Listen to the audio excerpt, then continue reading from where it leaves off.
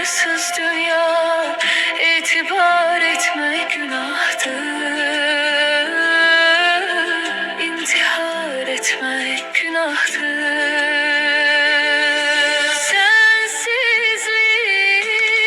Sensizlik çok çetin dünyada.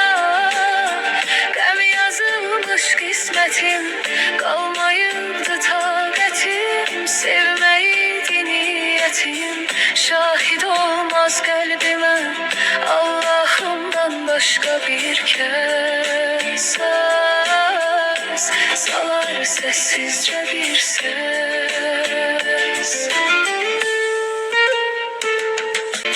Sen giden günden beri feshedir sözler seni. Ruhum ardıncan gelir, gölge tek izler seni. Aşıkın tenha kalar, her gece gözler seni.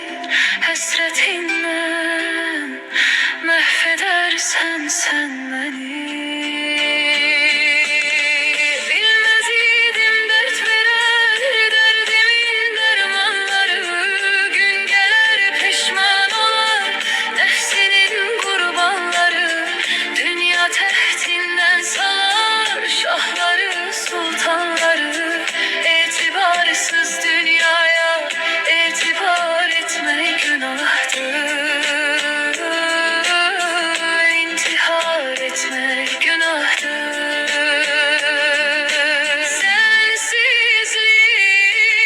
Sensizlik çok çetin dünyada. Gəm yazılmış kısmetim, kalmayıbdı taqetim. Sevmeydi niyetim, şahit olmaz kalbime Allah'ımdan başka bir kez.